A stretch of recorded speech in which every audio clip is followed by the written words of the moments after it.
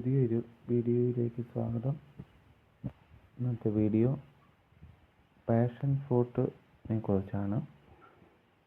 തെക്കേ അമേരിക്കയിലെ Brazil, Paraguay, Argentina എന്നീ പ്രദേശങ്ങളാണ് പാഷൻ ഫ്രൂട്ടിൻ്റെ ജന്മദേശം.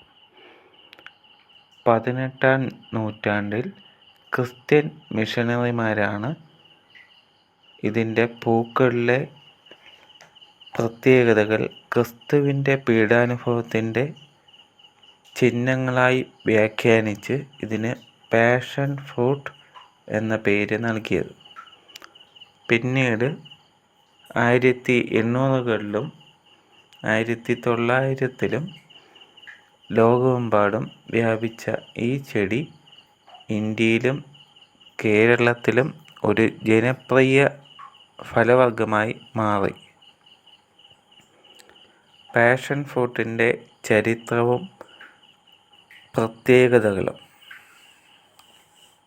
ജന്മദേശം തെക്കേ അമേരിക്കയിലെ ഉപ-ഉഷ്ണമേഖലാ പ്രദേശങ്ങൾ.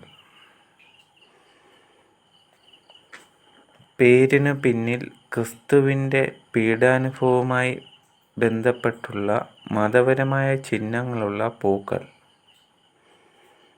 നാടൻ പേരുകൾ: വള്ളി, ഓറഞ്ച്, വള്ളിനാരങ്ങ, മുസോളിങ്ങ, സർബത്തുംകായ.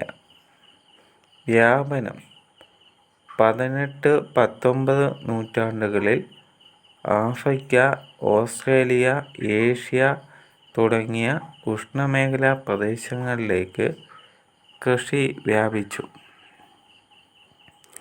സവിശേഷതകൾ: പാഷൻ ഫ്രൂട്ട് അതിലുണ്ടാകുന്ന കായ്കളുടെ നിറമനുസരിച്ച് 2 തരത്തിൽ കാണപ്പെടുന്നു: മഞ്ഞ നിറത്തിലുള്ളതും പർപ്പിൾ നിറത്തിലുള്ളതും.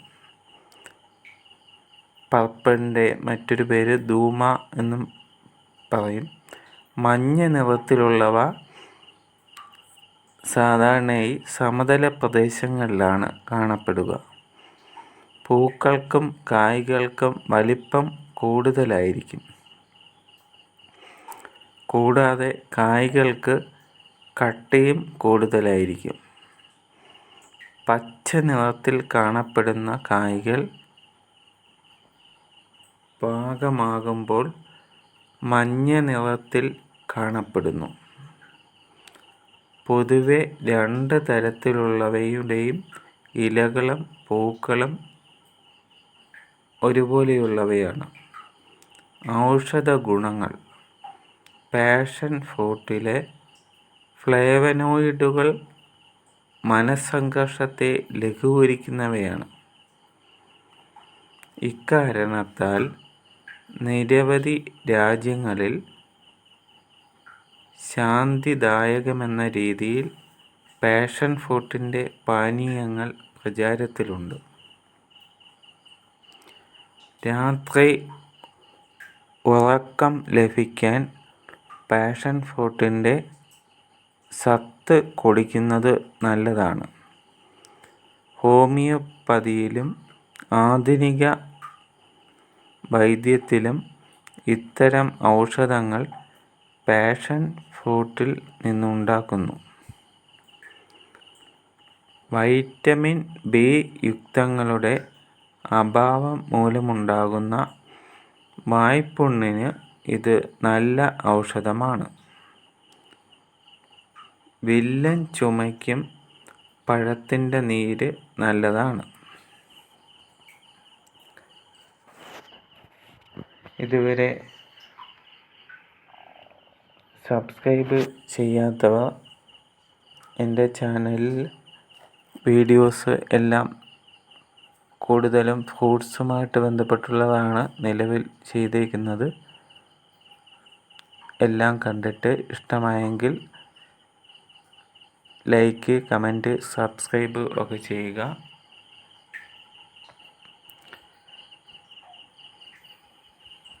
ഇനി കുറച്ച് ഫ്രൂട്ട്സിൻ്റെ വീഡിയോസും കൂടി ചെയ്യാനുണ്ട്. അത് താമസിയാതെ ചെയ്യുന്നതാണ്. വീട്ടിൽ തന്നെയുള്ള പഴങ്ങളുടെ വീഡിയോസാണ് നിലവിൽ